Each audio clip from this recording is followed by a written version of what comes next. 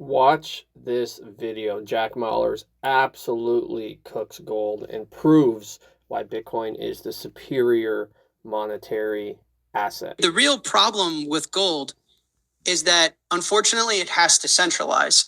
The problem is that gold can't achieve transaction finality without the help of a government or a central party, meaning that when gold was operating in a local economy and you can exchange the physical coins with your direct counterpart for your butcher, your local tailor, your grocer, whoever you were exchanging with, gold was great.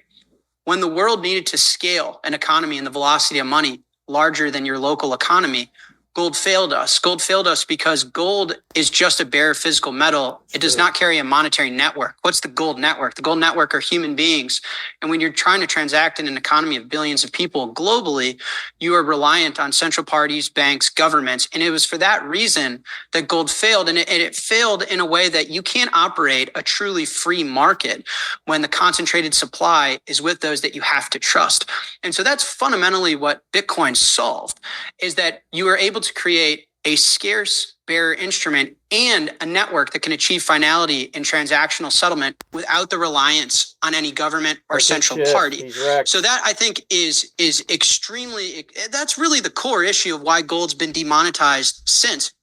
I think on the points of Bitcoin like needing more history and it's young, I mean, I think that sounds like a personal problem for you, Peter. Like that, I think you need more evidence, and that's you being slow to recognize reality, right? Like if you were to need the internet to prove that email is better than traditional mail, you would just be late to adopting better technology. That doesn't sound like, that's not a point or a criticism against the properties that Bitcoin has. That's your own personal bias of how much proof that you need to adopt something that might be superior. So that's on you. And the last thing I will say on Bitcoin's volatility, for the listeners, I really think it's an important fundamental point.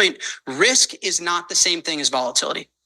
Risk refers to the probability of a permanent loss of capital. Risk would be that the Bitcoin code or the Bitcoin network outright fails. You can make an argument that Bitcoin's actually the least risky asset ever because it's the only asset you can store in your head. Bitcoin is, however, extremely volatile. And I will admit that, but that's a pro. Volatility is the frequency or like the magnitude of which the price fluctuates. And so Bitcoin, hold on. I'm almost done. I promise. 30 seconds.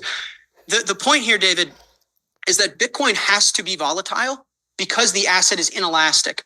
Because the asset cannot, with more demand in Bitcoin, you cannot make more supply. More demand has to fundamentally be a higher price. Whereas for all other commodities and all other assets with more supply, you can make more demand, which makes them less volatile, but also makes them, I just went over the returns in the data, which also makes the returns not nearly what we're seeing in Bitcoin. So Bitcoin volatility is baked into the system because it's a fixed asset. So as it becomes adopted as a money globally, volatility is implied, but volatility is also the only reason that Bitcoin's averaging 100% year over year growth over the last decade and gold's at 2%. So, and volatility is not risk. Because Bitcoin's volatile, it doesn't make it risky. It makes it an opportunity. The real problem with Peter Schiff, his career is over. His career is over. Unbelievable. What do you think? Let me know.